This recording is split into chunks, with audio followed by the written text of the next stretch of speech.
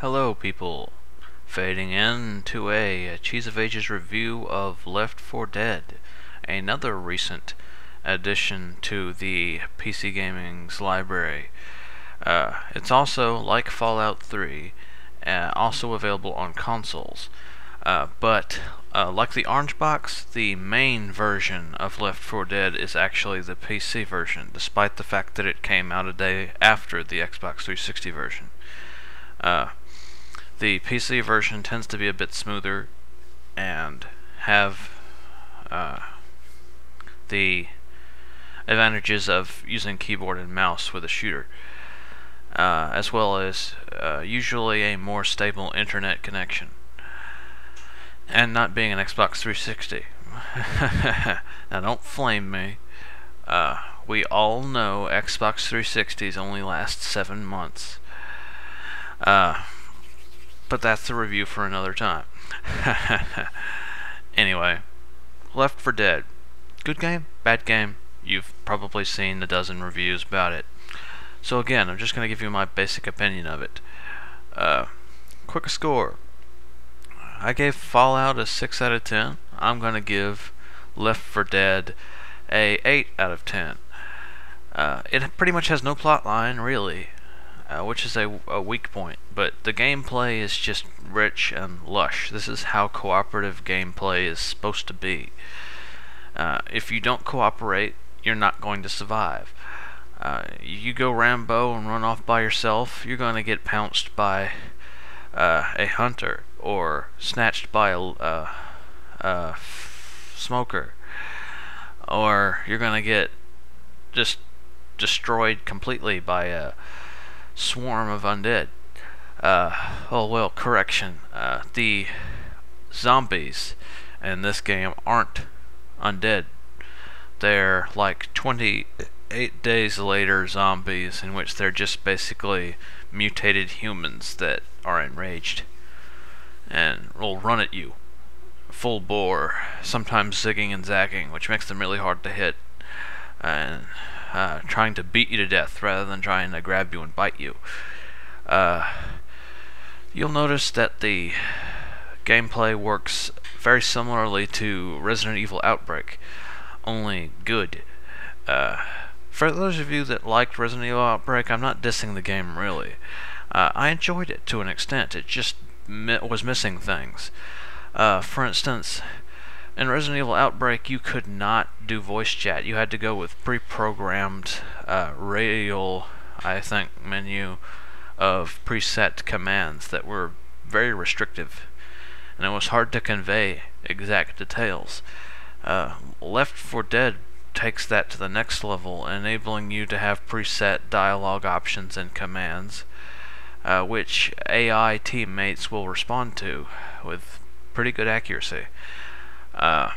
And a lot of the important stuff that you would want to relay, your character will say for you automatically. Like, if you're looking at ammunition, it will usually say, look, ammunition. If you're putting in a stronger weapon, it's like, hey, look, a weapon. Just automatically. Hey, look, pills, healing items. It'll relate things like that automatically. In addition to this, you can use a headset to voice chat with your teammates, which makes teamwork a heck of a lot easier. And teamwork, as I said before, is extremely vital. You need your teammates to save you from when you're pounced by hunters, which are quick, agile things that will leap on you and beat you to death. You can't get them off you yourself. You have to have somebody either kill them while they're on you or knock them off. Smokers are things that can snag you with a tentacle from a far distance away and drag you to them and beat you to death or hang you, and you can't free yourself. Well, you can. There is a means to resist these things.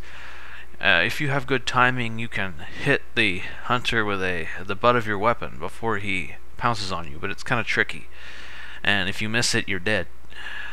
With the liquor, you have a few seconds before you're fully entangled to shoot it and kill it.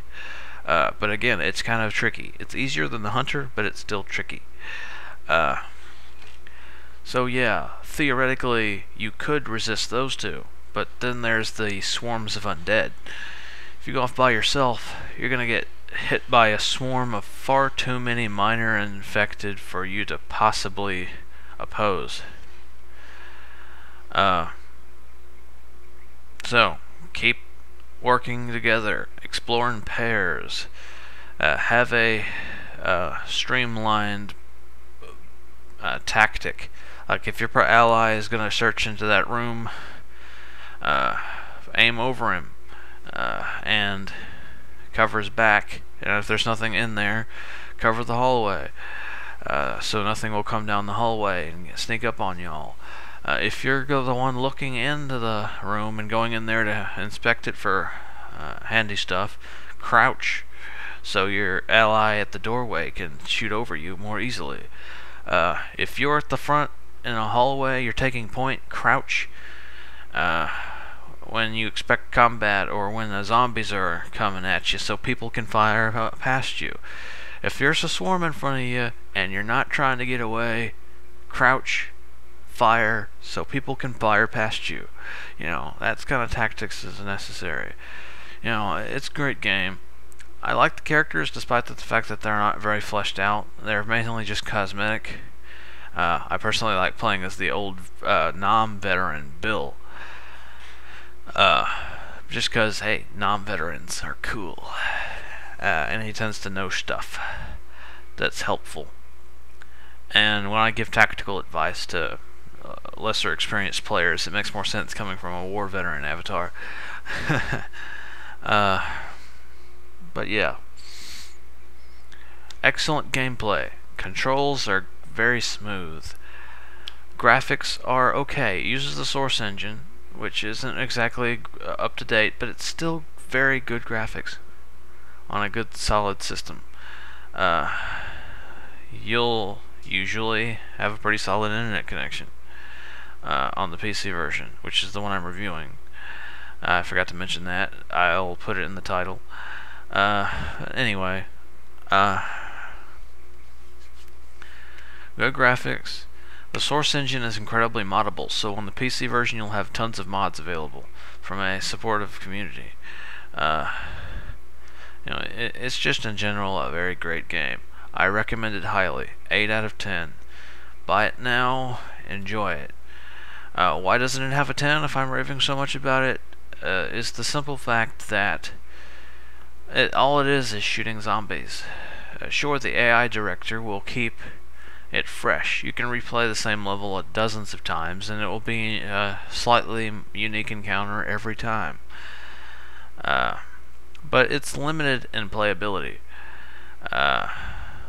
You can play it for a long time and not get bored, but it's just, you know, one could get burned out on it easily, I imagine. I haven't yet, and I've been playing it for a few weeks. But, you know, all in all, 8 out of 10, great game. Buy it.